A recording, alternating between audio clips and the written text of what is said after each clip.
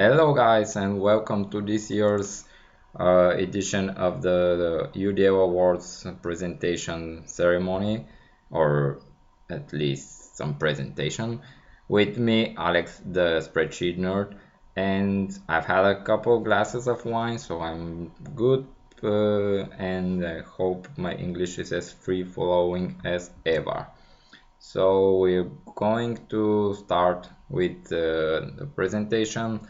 And if you remember, a long time ago, before this and that happened, and before that, we had this. And this was normal, everyday life for us, the hockey fans. And the fantasy hockey season was well underway until it got interrupted. But this is the time we go back to for the awards, because this is what we voted on. We voted on the stats that were collected as of the cancellation or the suspension of the NHL regular season.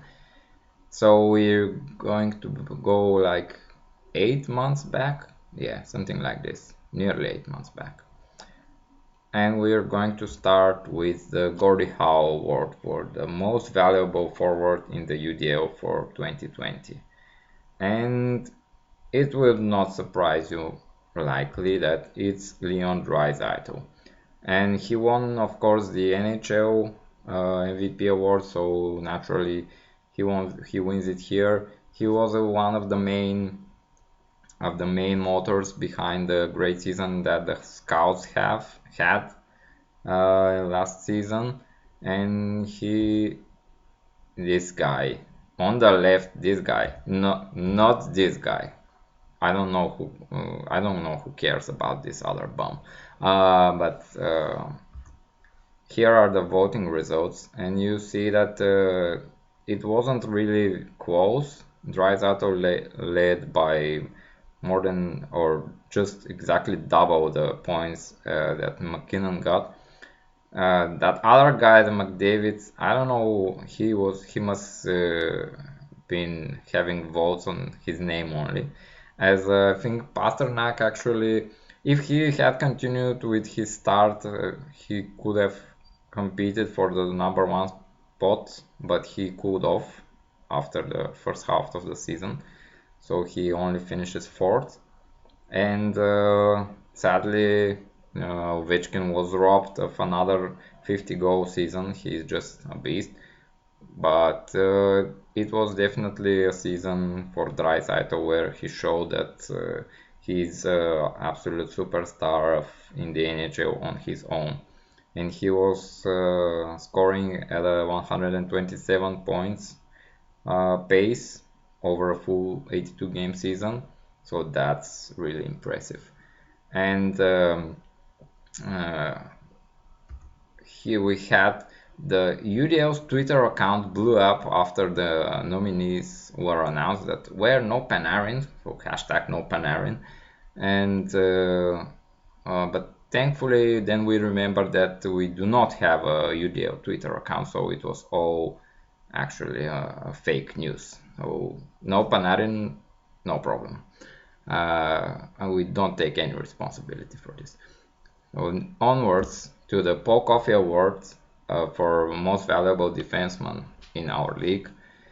And here the winner, contrary to the NHL, is John Carlson. He started hot and he remained the top point getting player from the blue line. So in fantasy hockey, naturally that's valued pretty highly, and he gets the award ahead of Roman Josi, and also pretty convincing lead for Carlson. It was well deserved, and the third place was for Hedman. These were clearly the top three runners, and then the rest of the nominees just had a couple of points. But I see what someone did here in voting for first place for Neil Pionk. I smell a jokester here that had some funny votes around. Huh? I'm on to you, and hmm, I will not be naming names, but you see that from 15 votes that were casted, I forgot to tell this in the beginning, but 15 votes were casted in total, which is the same like last year, so we're not making any progress, but we're not regressing either. So you see that 14 had the Carlson first or second, and I suspect that the one who didn't have Carlson at all in the top 3 is the one who voted for Pionk in first place. But hey, good for you for trying to make it interesting. So next, the Dominik Hasek Awards. I think few of you may guess that it's actually going to Dominik Hasek himself. He's the greatest, just simply the greatest goalie of all time. And the UDL wasn't a thing back then, but if it was, he would have surely played for the Steelers. If this was not our first ever draft pick, then we would have traded like 6 first rounders to get Dominik Hasek on our team. He was just amazing, and basically he and Jager were the two players that got me into hockey in the first place, so this is a tribute to the legend himself. As you see, the vote was absolutely anonymous, and everyone voted for Hasek first, second, and third. So this is for Hasek. So on to the next award, and now seriously, we will have a normal award for the goaltenders, and it's Connor Hellebuck from the Mighty Camels. So after getting offer sheeted by the Steelers, he came with a vengeance to prove his value for the Mighty Camels, and I bet Clint was more than happy to have his services under a bit higher costs than initially qualified, and he really was. It wasn't as anonymous, because if Rask played a few more games and had a few more goalie points, I think it would have been very close, and maybe Rask would have gotten it, because Tuukka had the better ratios, but Hellebuck played a lot of games and had a lot of wins and shutouts. Vasilevsky was third, but he was pretty far behind those. And looking at the votes here, someone gave Mackenzie Blackwood a first place vote. Greg, if that was you voting for your player and trying to motivate him to remain a Blazer for life, well, that was a good effort, but we saw right through you. So there's the guy, and it's a military background. I don't know. Someone can lighten me up on this, but it's a nice suit nonetheless. A nice jacket. Next to the Bob Award, which is for the best value contract in the UDL for this season. In best value, we qualify only players on auction contracts, which are, I think, below 2.5 million. I don't know if I've got my criteria right. So anyway, the winner is Ryan Strome. And I remember talking to Max after last year's auction and telling him that it was quite a good deal in my opinion. But after Zibanejad got hurt and Strome got to play with Panarin, this deal got really amazingly good for the Jackalopes, as it's only a 1 million per year deal and it runs for 3 more years. But wait, look at the votes. We have another one with 5 votes, and yeah, it's Brian, so he's kind of also the winner. But I give Strom the win because he has a lower salary, and also his contract runs for 3 more years. So Brian Rust, he might be written in the record books as a joint winner, but I think Strom really deserves that more.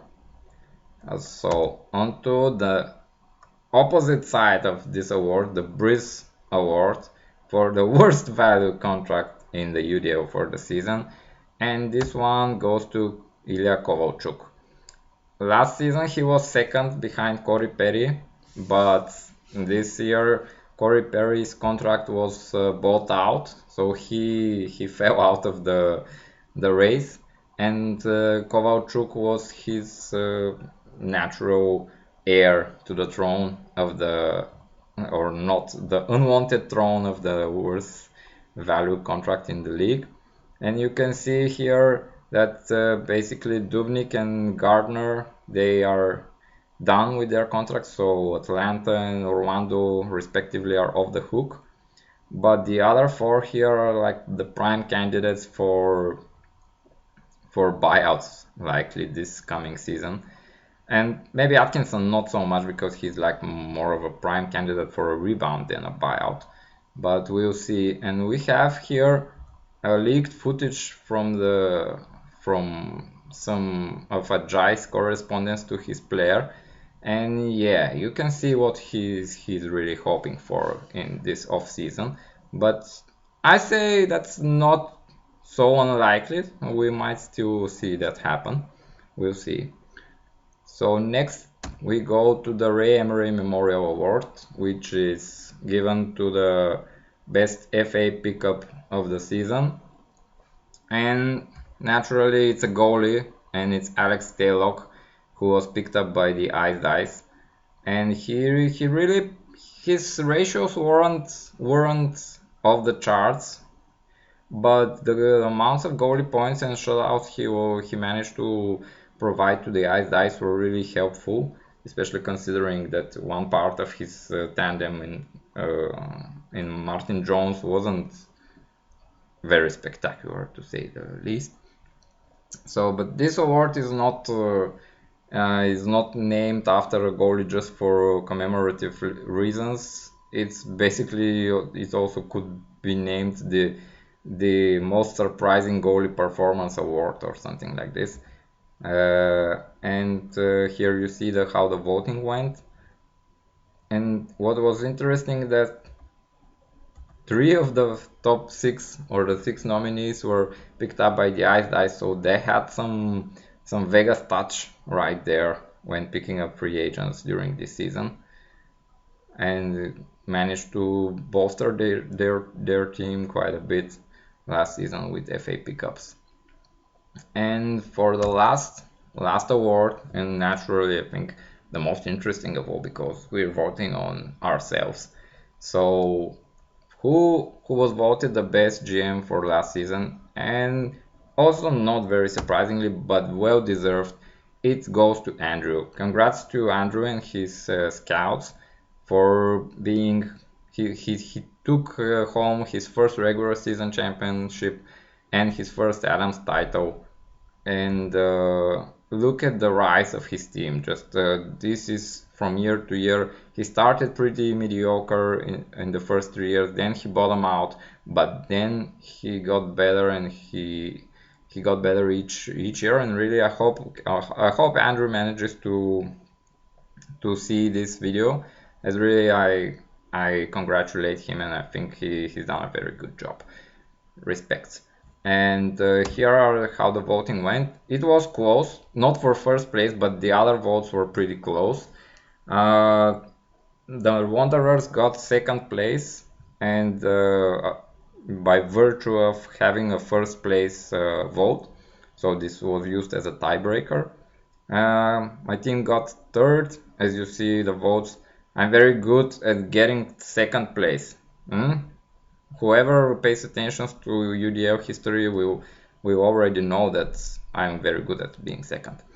So Brad, Mark, and Kevin respectively got 2 first place votes. Sorry, and it was pretty close between places 2 and 6, but the clear winner was definitely Andrew and the Scouts.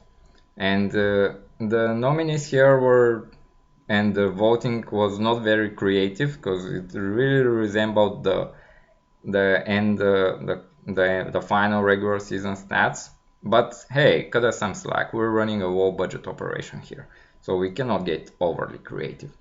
But the other reason for not having a lot of difference between the regular season standings and the nominees and votes for the best GM is the fact that we didn't finish our playoffs, and that was a big bummer.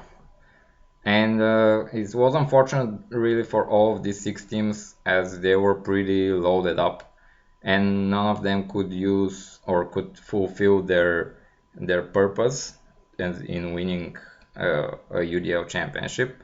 But hopefully everything falls or happens better or in a more or more natural, or just happens anyway. So that was it for this season. We are a few days away from the prospect draft for next season, and with that we are officially closing the page on the 2019-2020 season. Thank you for the ones who voted, and you know who are you are. You also know who you are who didn't vote, so I'm hoping for you to vote next year. And thank you for watching, and looking forward to see you at the draft table in a few days. Bye bye.